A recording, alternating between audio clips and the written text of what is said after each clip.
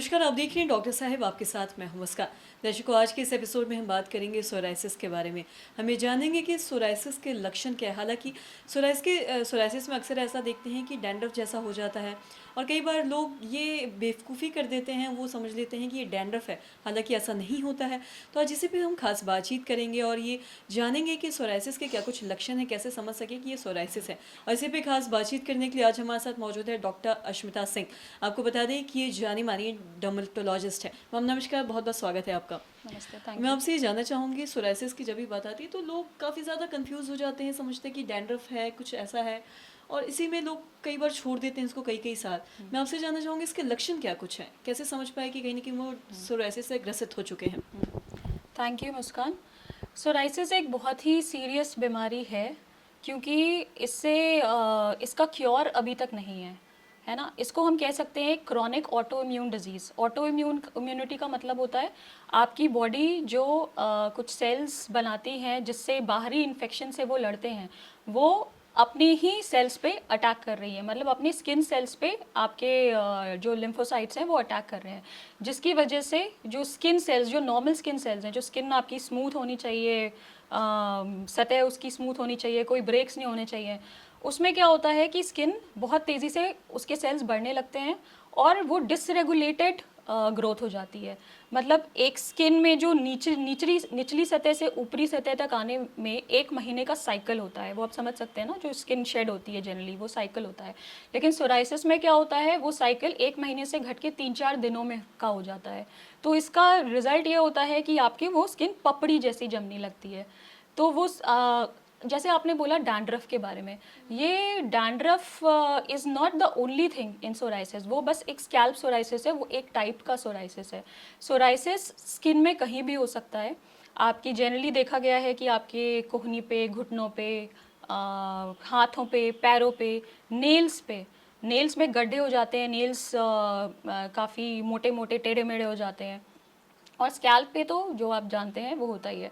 Dandruff से थोड़ा सा भिन्न है क्योंकि डैंड्रफ आप कंट्रोल कर सकते हैं घरेलू नुस्खों से भी, आप शैम्पू लगा के, एंटी डैंड्रफ शैम्पू। लेकिन सोराइसिस नॉर्मल शैम्पू से कंट्रोल नहीं होता, उसके लिए आपको किसी डर्मेटोलॉजिस्ट से ही कंसल्ट करना पड़ेगा। और कुछ स्पेसिफिक दवाइयाँ उसके लिए हैं जिससे उससे आप मैनेज कर सकते हैं, अंडर कंट्रोल रख सकते हैं। ठीक है। और जहाँ तक बात है कि आप उसको पहचानेंगे कैसे कि ये सोराइसिस है, अगर स्किन पे कोई लाल चकत्ता है जिसमें से पपड़ी निकल रही है और वो पपड़ी आपको लगेगा कि ये चांदी की जो पपड़ी होती है वो स्किन पे जमी हुई है, और जैसे आप कैंडल को खुरचते हैं, वैक्स खुरचते हैं, तो जिस तरह टाइप के स्केल्स आते हैं वैसे ही स्किन पे आपको उस तरीके की वैसा कुछ महसूस होगा कि उसको बोलते भी हैं मेडिकल टर्म्स में कैंडल वैक्स अपीयरेंस, है ना। तो आप जितना खुरचोगे आपको आपके स्केल्स निकलते रहेंगे, पपड़ी निकलती रहेगी। उसमें हल्की फुल्की खुजली हो सकती है, कभी दर्द हो सकता है, सूजन हो सकती है।